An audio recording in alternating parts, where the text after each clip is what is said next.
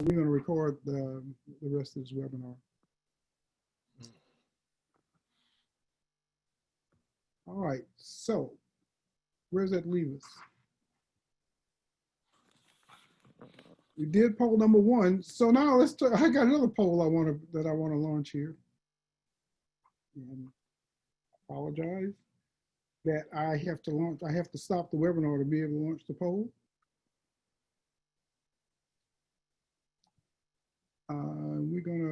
We're gonna stop sharing the results that you've seen, and go to poll number 2.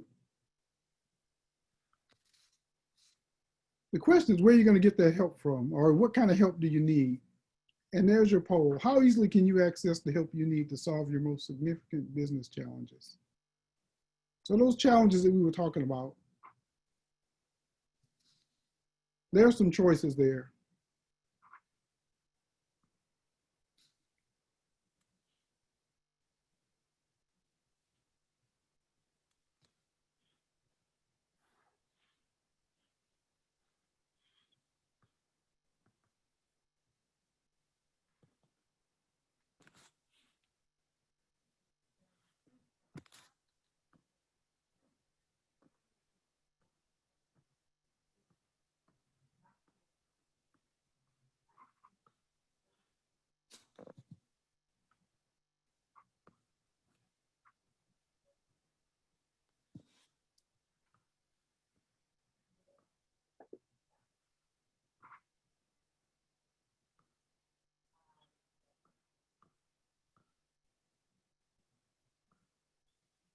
About 20 more seconds. And then I'm going to close this poll and share those results with you.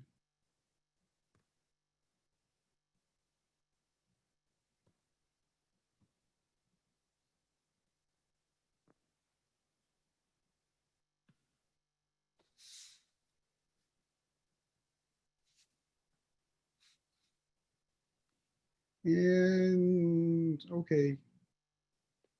5, 4, 3, 2, 1. Poll's done. Here's the results. And it looks like obviously there's a good number of folks who fall at the bottom end of the scale, which is, I'm not looking outside my organization for help, up to I can sometimes find help, but it's expensive. And then, of course, there's some of you who have other places to get help from. Well, the question of the matter is, how can we go from being in an environment where we have a lot of significant business challenges to a situation where we can get the help we need and do it effectively? So that's where I want to share with you this concept of a peer learning group. I'm going to start out by sharing with you what a peer learning group is, if you've never heard of it before. Peer learning group essentially is a group of business people, typically a top executive in a company, but not necessarily. The idea is that we're dedicated to working together and working together in a structured and facilitated environment to get that help that you're talking about. Right? How do I solve these challenges? Well, I'm going to turn to my colleagues who are in businesses that don't compete with me, but they know a lot of stuff, right? Everybody has had different lived experiences in business, in challenges, and when you can combine those resources together and learn together in several ways that I'm going to show you in terms of how these things work, we could build profits. And believe me, this is about making our businesses more profitable. I'll just share with you at this point that I have been in one of these groups, a group like this, and I'll tell you more about it as we go along, for 11 or 12 years. And I've seen this process work, and it works tremendously well. That's why I call this the entrepreneurial superpower. It's just, and we'll get to this later, many of us don't know about it, many of us don't participate, or think it's of any value. Well, hopefully as we go on, I'm going to convince you of the value of being part of one of these groups and show you how you can take advantage of it yourself. So let me share with you what I see as some of the benefits of being in a group like this, right? Being in part of a peer learning group. And I want to share the benefits before I tell you how it actually works. So the first thing that is, and this is not all the benefits, I just listed 3 on this slide, but you get access, knowledge, insight, wisdom, and experience, the things that you need to help you in business. So there's a bunch of people sitting around the table with you, and they all have knowledge, insight, wisdom, experience. And if you build a group that trusts each other and shares these things, you now have access to that. Instead of you only having access to your own executive resources, you have access to their resources, their knowledge, and to their networks, by the way. That's the way the networks work. I always like this statement. None of us is as smart as all of us. I put a quote here from Napoleon Hill, but the idea is that you want to innovate, you want to solve challenging issues. A few of us, as we were getting ready for the webinar, were talking about the problem of the day, which is how do I deal with the fact that school is opening and my employees may be dealing with childcare issues, but still want my business to thrive. I can tell you, before this meeting, I met for an hour with my peer learning group, and we had a robust discussion on ideas of how to take particular challenges in that arena and overcome them. And the group's all dedicated to fixing that problem for you with each other.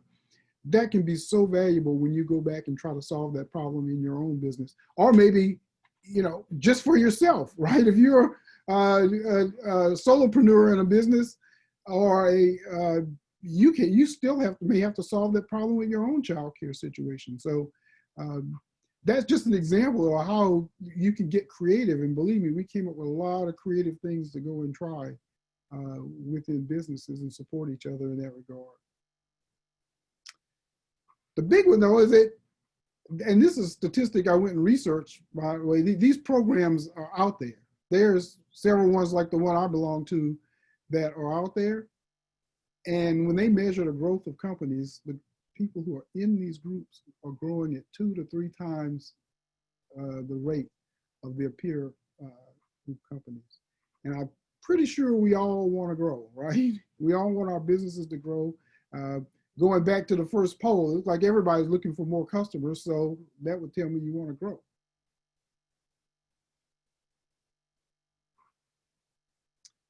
So the way I look at it, the answers are around the table. We just got to put ourselves in a position to take advantage of it. That's what the peer learning groups are all about. So before I go on and talk a little bit about how I want to go next into a little bit about how the group works. And the purpose of doing that is just to show you that there is some science behind this, right? There's some thought process and processes that went into making a good peer learning group work. It's not something we just made up, but I want to take a moment, and I'm going to stop the share for a moment so you can see everybody and see if there's any questions. Before I go any further, anybody ask a question? The first person to ask a question is going to get another gift certificate. I'm going to give them a gift certificate.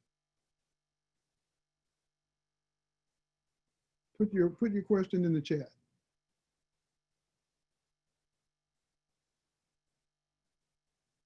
What do I have to up the ante?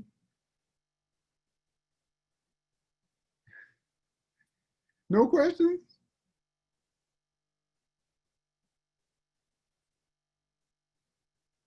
Well, I'm going to ask my colleague, I'm going to introduce Robin Dillard, who is in the upper left-hand corner of my screen. Robin, what questions do you think I should be trying to answer for this group? Well, I'd say you've already talked about the benefits of peer learning. Actually, some of the surprises you had by using this method of collaborating with other business owners, what were the big surprises for you? Yeah, okay, I'm going to share a story with you, and then I will share in a moment. I'm going to get to a slide to show you the process we use to deal with this. But we launched the Procurement Ready Roundtable first group. I call it the Founders Group.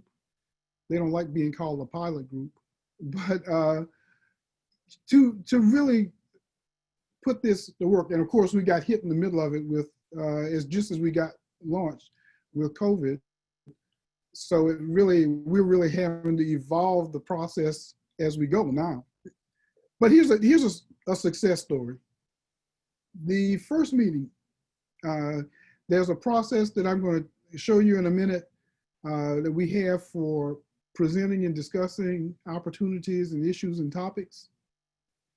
And I went into it thinking, boy, I'm going to have to teach this group how to do that, which I did. And so meeting number one, I taught everybody how to use that process. And I said, go think about what you want to bring back to the group. It's something that we can help you with as a group. I honestly believed that I was going to have to come back to the group and present one of my business issues just as a demonstration of how the group works. Well, it turns out one of the group members who actually had a contract with a county government, but the work that was promised under the contract wasn't flowing. In other words, she happened to be an attorney, and she had a contract to do legal work for one of the county agencies, but it was just a contract. They weren't actually using her.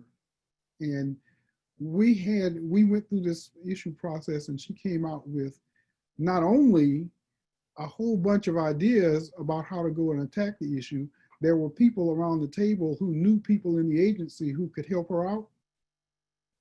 So by meeting number 3, which was the last one we had before, this was March, and that was the last thing we did before everything got shut down, she came back and reported to us that it's like, all of a sudden, the money is flowing. You know, I'm getting there, I'm getting things done.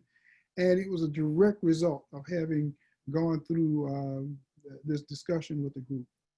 So if you don't believe in the power of a group helping you, and that was just at the beginning. I could tell you story after story of, you know, as we went through COVID with the group that I belong to, of how effectively the group was able to help each other manage the whole process of getting PPP loans. Everybody in my group except me got a PPP loan, and half of them didn't need it, by the way, but they got it and kept the money anyway.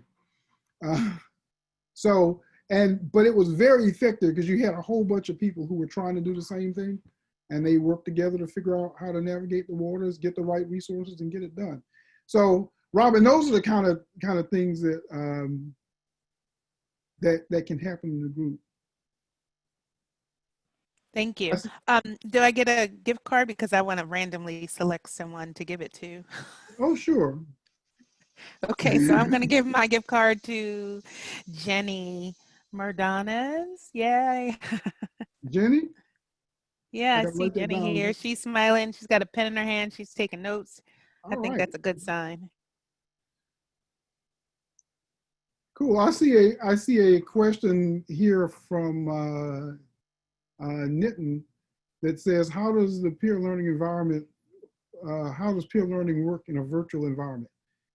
Just hang on to that question, and I'm going to get to that in a minute. Because and if there are questions, David, I just want to mention, if you send them to everyone, I can see them and queue them up for him. He must have sent that to just you, because it's not he sent it to showing me. up. He sent it to me privately. Yeah, okay, private's okay if you. Either way, it's just that I'm not as likely to see him as Robin might be. So there's 3 value streams that I talk about when you become part of a peer learning environment, or at least a structured peer learning environment. One thing I want to point out is that if you contrast that with, hey, I found a group of my business colleagues and we get together regularly and we talk about how to get things done in business, the difference is in a structured environment, you actually get things done. Because I've been in so many of those circles where we talk about stuff and nobody really does, 10% of what they talk about. So I talk about in a structured peer learning environment that there's three value streams, primary value streams that I see that people get from doing this.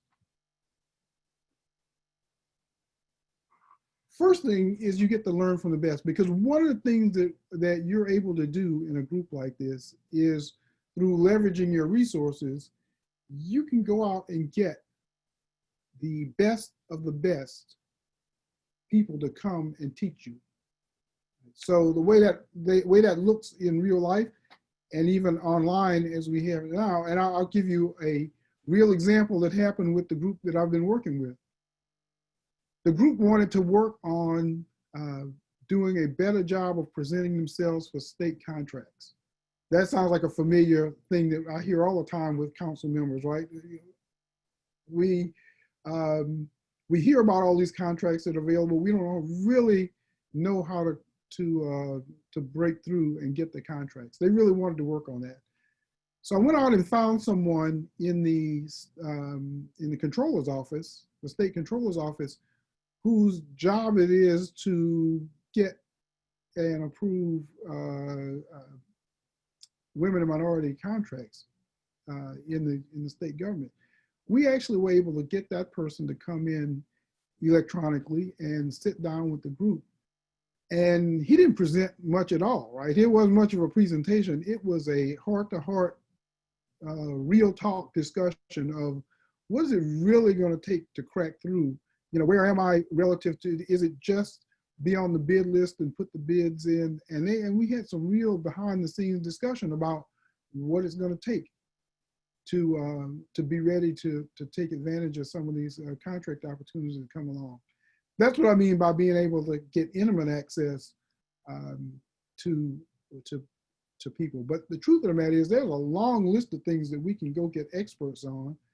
And because in the group that I'm in, of course, we pay them, right? I belong to a CE group that just goes out and finds the best experts anywhere in the country. And now, especially since you're doing, I think one of our presenters during COVID, since the shutdown, since we've been doing these things on Zoom, actually presented to us from Australia. And he did a wonderful presentation on marketing. So you get access to these to be able to learn from this. Plus, you have an expert facilitator. In my case, in the case of this group, it's me, who is available for one-on-one coaching and group leadership. And you know, I have an extensive network of experts that are part of my consulting network that we can call on to help coach and facilitate people in the group. So that's one. David, yes. David, could I interject? I wanted to point out something that you brought up earlier about when there's, you know, all of us together are better than just one of us. And I think one of the things about the peer learning model is that there's so much that's institutional and or casual learning that happens in a majority community, things that are communicated to people, not formally, but just because you're around, that as a community of diverse owned businesses and folks that are aligned with diverse owned businesses, that we need to have the ability to benefit from. And a peer learning environment offers that kind of support where, okay, I heard that there's going to be this contract, but what are the logistics to actually getting that done? What do I need to do to improve my odds? And these kinds of conversations and groups facilitate that kind of learning happening faster. Yes, and Robin, one thing that triggered for me is that, so these groups have a life, right? They go on and they build, and you build trust.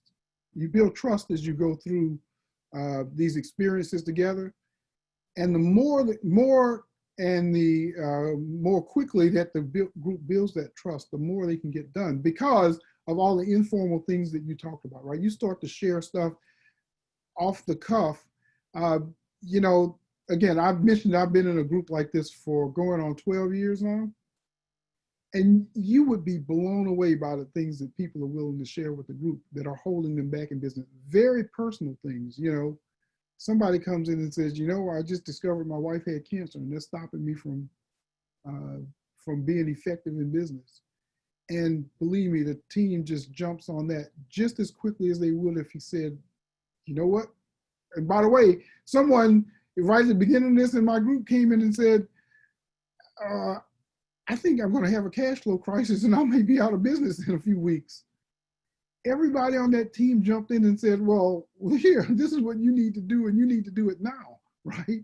And you jumped in to help. So people, and you think about how much trust you have to have in that group of people to come in and say, my business is in trouble. I got cash flow problems. What am I going to do? And that guy, he solved all his cash flow problems. I don't know how much, I haven't talked to him about how much of it came out of the fact that the group jumped in and helped him, but some of it certainly did, was able to come through things. So that informal stuff that builds the trust, Robin, is so, so important to success here. So the second thing I want to talk about is access to opportunities. So this doesn't happen so much in the structure of the group that I'm in because they tend to be a more private group. But what I'm proposing for peer learning groups is to be very visible, and you'll see the structure that I'm proposing here, be very visible to supporting organizations and to major corporations, supporting organizations like the Minority Net, the NMSDC, right? So we want to be very exposed, to have people very exposed to organizations like that, or big time companies who are looking for people to procure from, or government officials that we want. So because this gets at that gap between the companies concerned that these minority-owned businesses are not as capable as they need to be. Because again, here's an opportunity when you're exposed to those folks on a regular basis. And how do you get exposed to them? Because many of the experts in the learn from the best piece of it are going to be coming from these companies, right? We're soliciting these companies. So we just had an executive from Guggenheim talk to the group, the current group, and she didn't just walk away having given us some information on how to do business with them or with similar companies. She got to meet everybody in that group and that exposure. So there's a lot more visibility can come from it, and it begins to again build that trust to when they decide, hey, I got something I really want to give someone a shot with. They trust you, right? So there's a second channel. And then the third one, for me, having experienced this has been the best piece of it. And that's what I've been talking about in terms of having this facilitated process that you get, where you're able to expose what your needs are or your challenges or your opportunities to a team. It's like having a board of directors if you don't already have a board of directors, or for a small company. But it certainly is like having a bunch of experts that you can go to and work through your whatever you want to work through with. And I want to show you, because I promised everybody in the advertisement for this that I was going to show you one technique. I'm not going to tell you that I'm actually going to teach it to you, but I'm going to show you. And that's the one that I picked for this workshop was this whole process of how do we just, and the point of this is just to let you know that there is actually processes that are built into how you do these things, which is the difference between a facilitated group and, like I said, a typical mastermind or some kind of a group where you get together with like-minded people and talk about things. And believe me, this isn't the only process that's at work that the facilitator is driving, but I'm going to walk through this fairly quickly. But if someone has something they want to bring up with the group, we ask them to name it. And naming it, there's a template that we have that we hand to everyone in the group to say that includes a whole bunch of things that make it clear to the group what you think the issue or challenge or opportunity or topic that you want to deal with is all about. Then you have to shut up. And people get to ask questions. So you can only answer questions that people ask. And these are questions of understanding. This is one that you could never pull off without a facilitator. I will promise you that, because uh, everybody wants to start telling you solutions to your problem, but we don't let them tell you solutions to the problem. You only get to ask questions of understanding, and the person only responds with answers to, so that the group really understands what they're after. Then here's something you would never do, right, in sitting around with your colleagues, and that's rename the topic. And you don't get to rename the topic, the group does, right?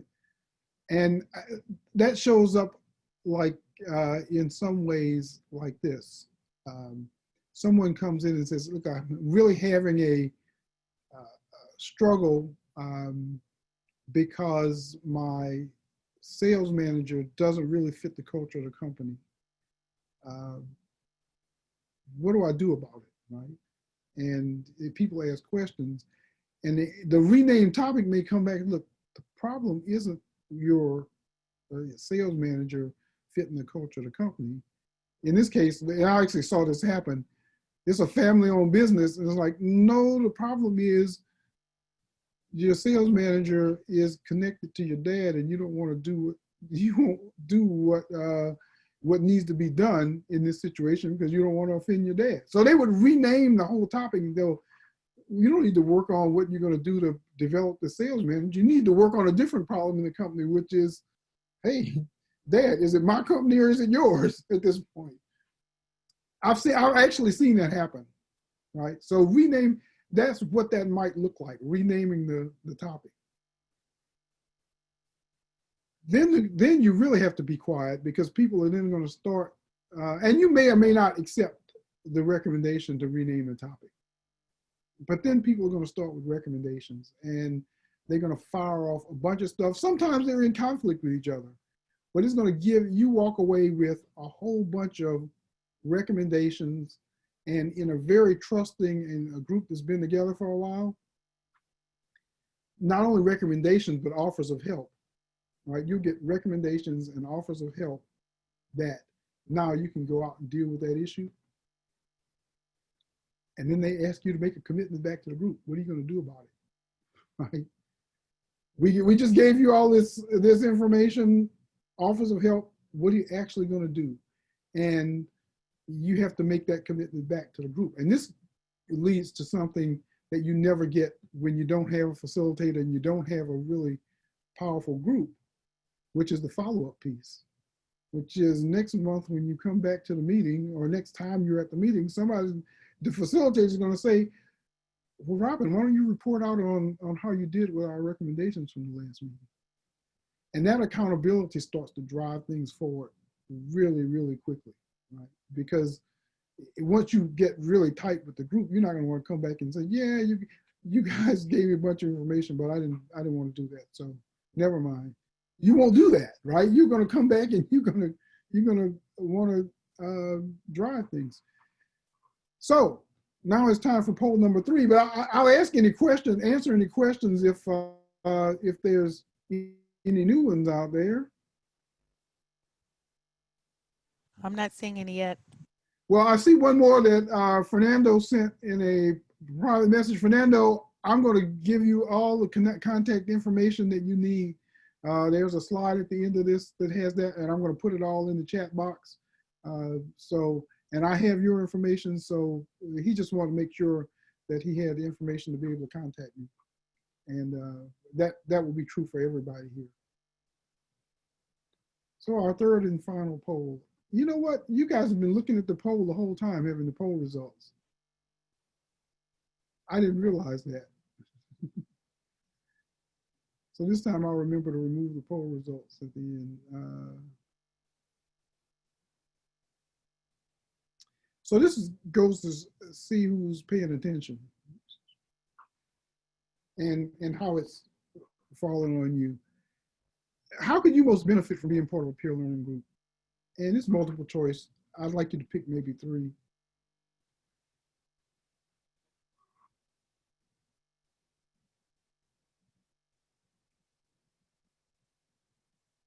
And while the poll's going on, we have a question from Dave Crawley. Well, Doug, you can get an hour of my time just by asking for it, and you don't have to pay for it.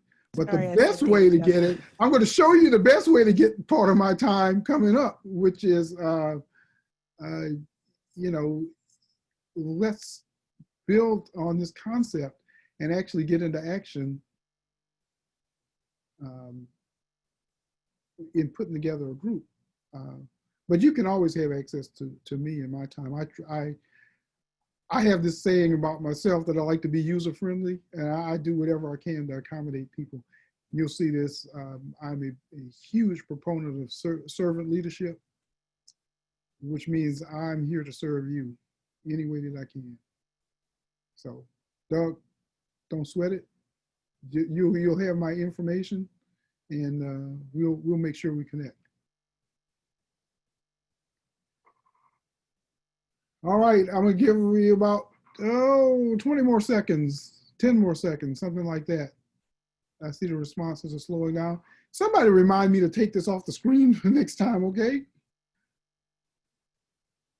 18. And I'm going to end the poll now and share the results. Real high on, so by the way, this isn't,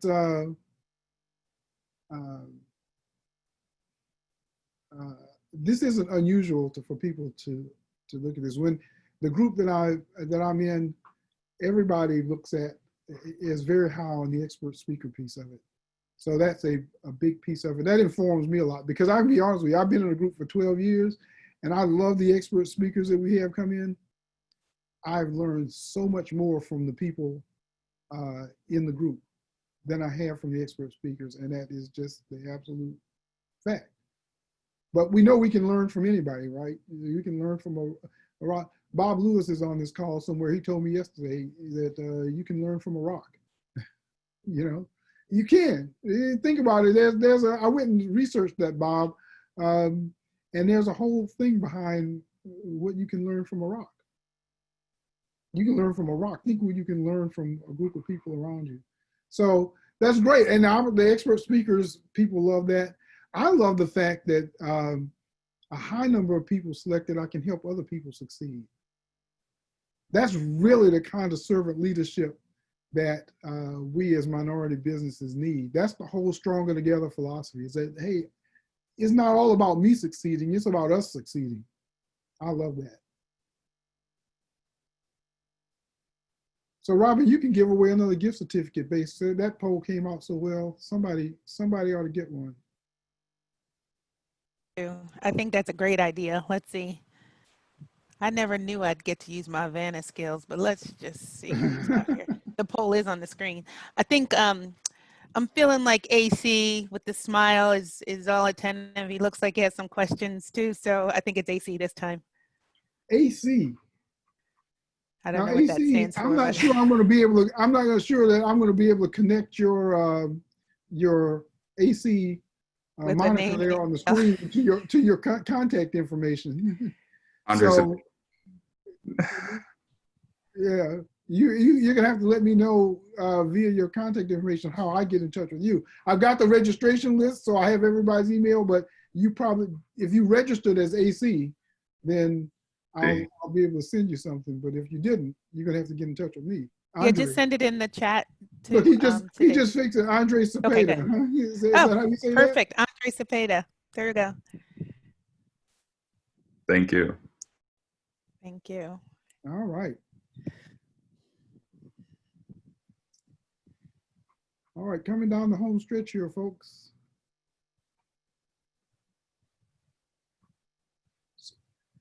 So here, this is an interesting slide.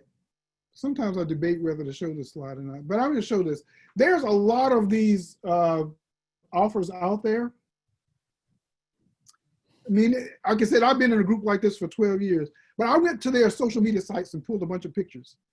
And someone once told me, I think it was Erica told me, when she saw a picture like this, it kind of like hit her all of a sudden what this was all about. These groups are out there doing this stuff all the time. We just aren't at the table, right? You could check, go look at the Vistage site, the alternative board. There's a bunch of other groups that do this stuff. I've been through all their social media sites, and they take pictures of all those cells getting together. We aren't there, right? And that's what we want to do, is figure out how to get there. So I went and did some research. I wouldn't call it scientific research, but I talked to a lot of people about why aren't the MWBEs participating in these existing offers. I came up with 3 primary reasons. Surprise, I'm a consultant. I come up with 3 reasons, right? Everything is in threes. The big one is cost, right? That's what everybody talks about first. The Vistage group that I originally joined is now up to $17,000 a year to belong to it. Right? It's an exclusive club, right? Not everybody's gonna pay $17,000 to be around that table. So that's that. And in fact, most women and minority businesses that I talk to, as soon as you say that number, they're out. The range of prices could go anywhere from $8,000 to $17,000. There's others that are less expensive. The ones that are even less expensive than that, they don't have facilitation. They might provide you with some things, but they don't provide you with a facilitator. And you can understand why, because if you're not paying enough, how are you going to pay a facilitator to run the group? The time commitment has always been an issue. This is, by the way, so Nitin wasn't asked about how this works online. Someone asked how it works online.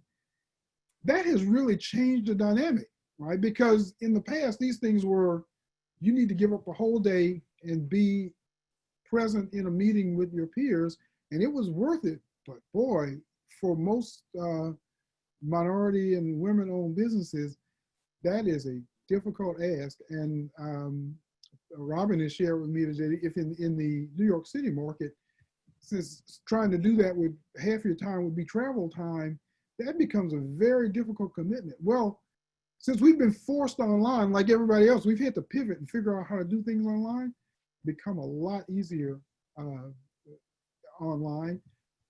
Still have to prove that it's just as effective online, but it's a lot easier. But the time commitment is another thing that people say, I just can't give up a day a month to do this, or whatever time it took to do this.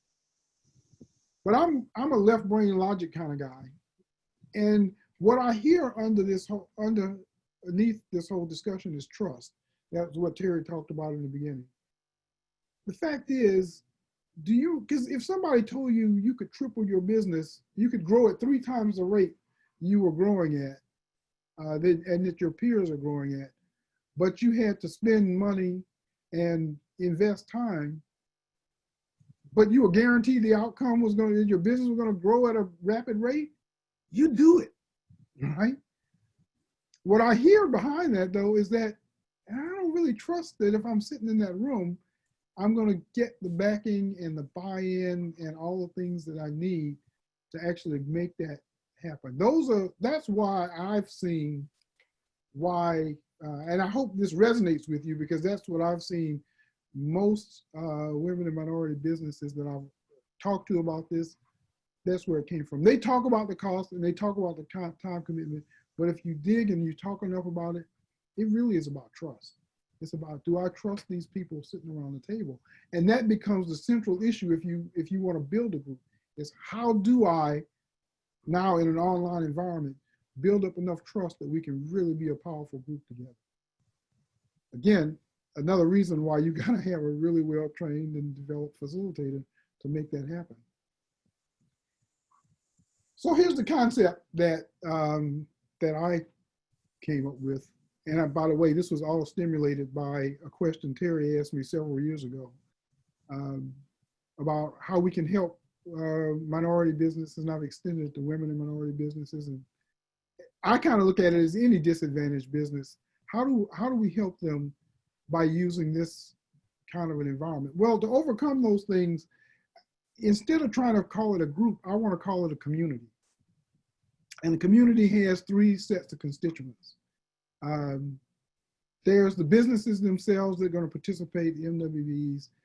There's member corporations, I would call them, or in the case. So these are the big companies or the big organizations that are out there looking to increase their business with MWBs.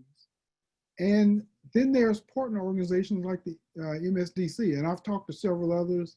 You know, since we've been working here locally, I'm in upstate New York, in case people didn't know. I've been talking to the Greater Rochester Black Business Alliance, the Hispanic Business Alliance here in Rochester, and others who see the issue and they want to help participate. There's a couple foundations I've talked to, and I believe that by building that community, everybody can get something that they're looking for out of it, right? Obviously, the MBEs, they end up participating.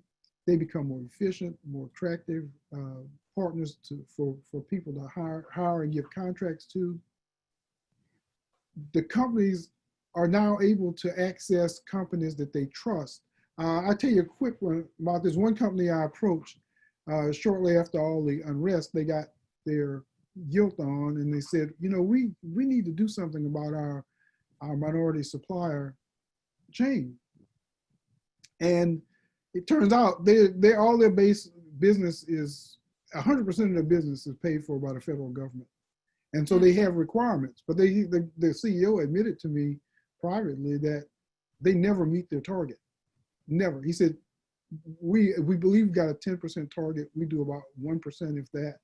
And then we just get a waiver and nobody asks. And he said, basically, since the current administration came in, nobody even asked anymore.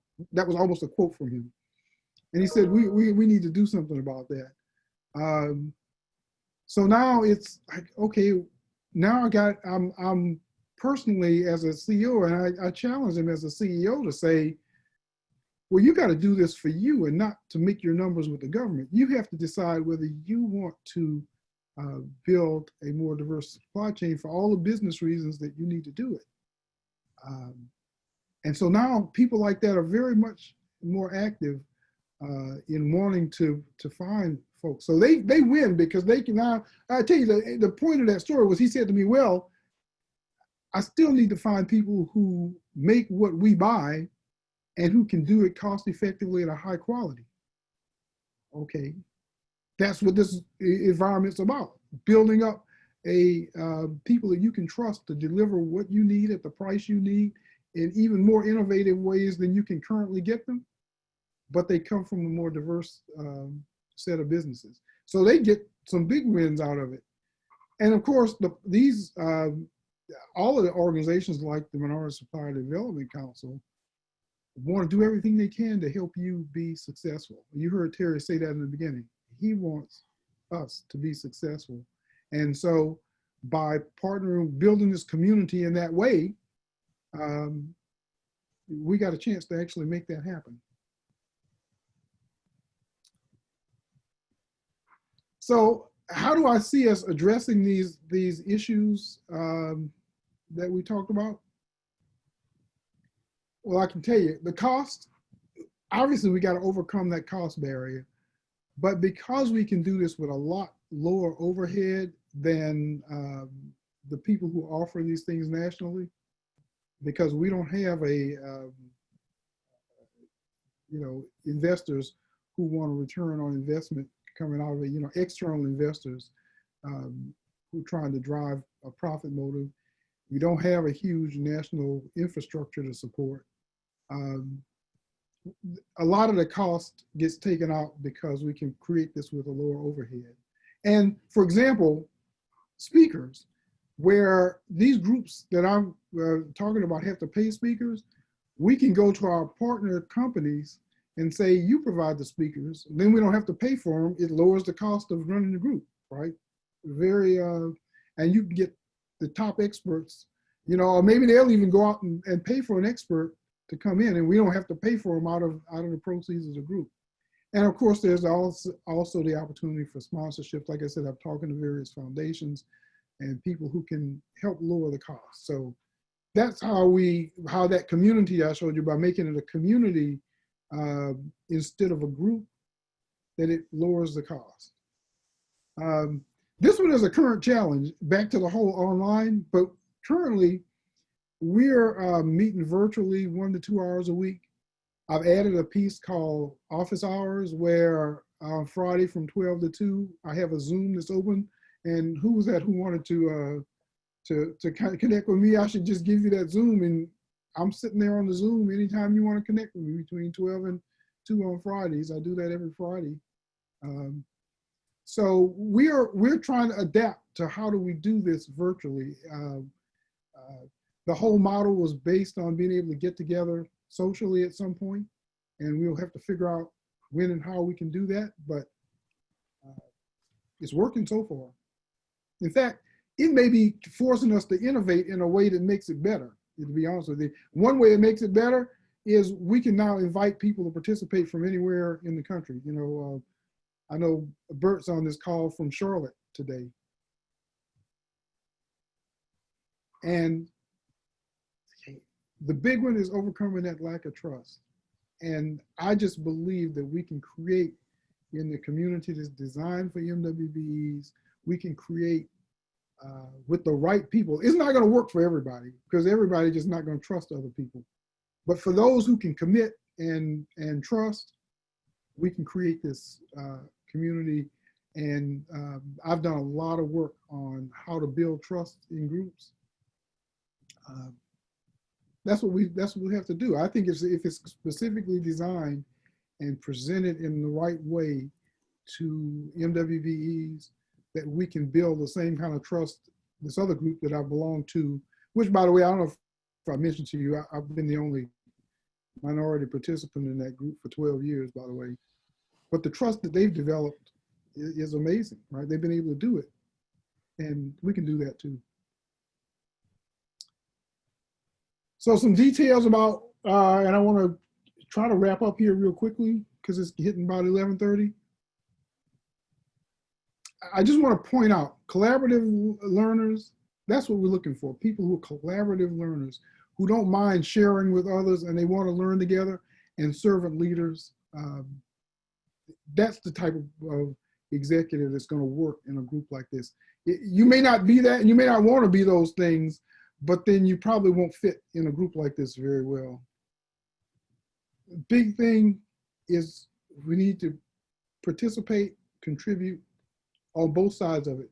What are your challenges? What are you working on? And you giving expertise to other people in the group.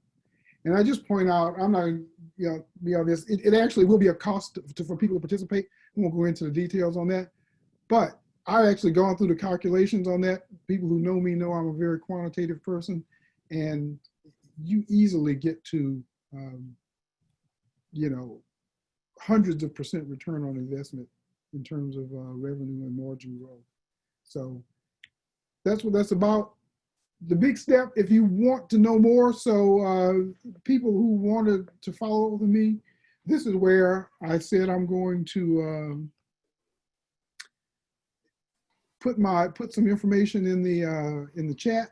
I'll put that back up, the information to where you can get in touch with me.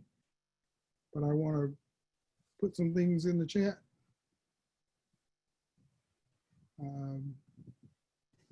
There's actually 2 links and my contact information that I'm going to put into the chat here.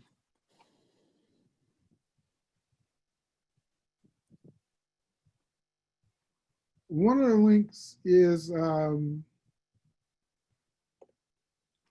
the first link is to a evaluation for the webinar. It's a SurveyMonkey evaluation. I'd appreciate it if you guys would do that. And by the way, if you don't know, on Zoom, you can save the chat at the that drop down button in the chat menu. There's 3 buttons next to where it says that you can. Did you guys see that? They might have sent it to the wrong group. I wanted everyone in the meeting. Well, we can see your address. Yeah. Did you see the SurveyMonkey Not yet. link? Okay, let me try doing this again. I'll do them one at a time. So no.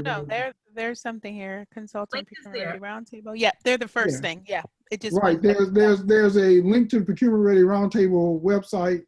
Mm-hmm. There's a link to a SurveyMonkey evaluation for this workshop, and all my contact information is right there. as well. If anyone wants to connect with me, but that's the idea. That's the next step is let's have a one-on-one discussion about whether this is right for you. We can start to add people onto the existing group we have, or we can start to build another group out of the folks who are here on this webinar. That's where the early group came from. We did the same kind of a thing in person here locally in upstate, I'm in the Rochester area, and we were able to build a group out of that. The folks here, we could probably get enough people to start a second group that way, or we can add on to the group we have. But the step that I really want you to take is to connect with me and let's have a one-on-one discussion. And, you know, I have your information through the registration. You might get another invitation to connect with me afterwards. Were there any other questions out there, Robin, that people might want to answer? There's that same information that's in the chat. If you don't want to grab it out of the chat, you know, I'll leave this on the screen for a bit. And with that, I just want to go back to where we started this thing. When we first introduced this idea at the Upstate Advisory Council, one of the people in that meeting looked at it and said, and I've used this slogan all along since that point. He said, we got to be stronger together. He said, we got to be stronger together than we are separately. And truly, that's what we're trying to create here, a community that is taking those next steps in terms of working together. Yes, we have ways that we work together already, but like I belong to chambers of commerce and all those kinds of things, and you only scratch the surface of what you can do if you get into a group of people who will encourage you and support you and build some trust with you. And that's what we want to offer you the opportunity to do. So hopefully you had a chance to take down that information, and I'll be hearing from you all. I will, I don't know, is Terry still on the call, or did he have to go? I always have to defer to him if he has something he wants to say. I'm still here. Always got to give him a shot. I'm still here. First and foremost, David, thank you for this morning and providing this information. I think that, you know, as you said, this is valuable information because collectively people are able to do more than singularly. So that's very important. And if people are willing to share information and open to gaining information, then these types of things can be very beneficial for everyone. And you got a chance to kind of hear, evaluate, and you can reach out to Dave, or you can reach out to me if you have any questions, or if there's any areas that you're unclear about, or if you'd like to participate. As you all know, you know, owning and operating a business can be a very rewarding, could also be very frustrating and very isolating. This gives you a chance and an opportunity, especially now that we're all physically distancing. I don't like to call it social distancing, but now that we're all physically distancing, the more that you can do to connect with people, the better it's going to be for your business, and in many cases, even your mental health. Because if you think about it, many of you have businesses where you may be the person who is the sole manager of the business. So when you have a staff meeting, so to speak, a management staff meeting, you're generally talking to yourself, because you generally don't have anybody else to bounce information off of. And you're the one making all the decisions. You're the one that is trying to evaluate things. This gives you an opportunity and a chance to have other people help you in evaluating. At the same point in time, you learn from other people who may have situations that may be similar to yours. And, you know, as was mentioned, you know, those that are not minority and women, because I hate the word disadvantage. I shouldn't even like minority, but those diverse businesses generally don't have these types of programs that help them move up the ladder and help them talk to each other and help each other.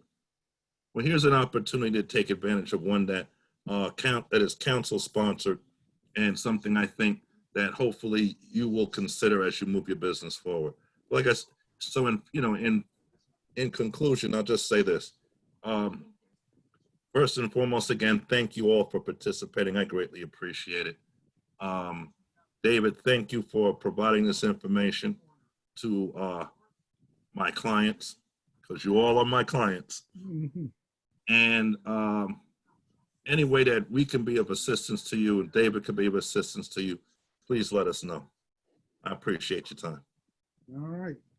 Well, thank you all. And Nitin, Jerry, and AC, I owe you all a gift certificate, so we got to get in touch with each other. Great. Jenny. Lizette, will that do it, Lizette? Yeah. All right. Well, thank everybody for attending. I enjoyed it thoroughly. I hope you got a lot out of it. And as I said, contact me anytime. Thank you. Everybody have a good afternoon. Thanks a Bye-bye. lot. Bye-bye. Thank you all for joining.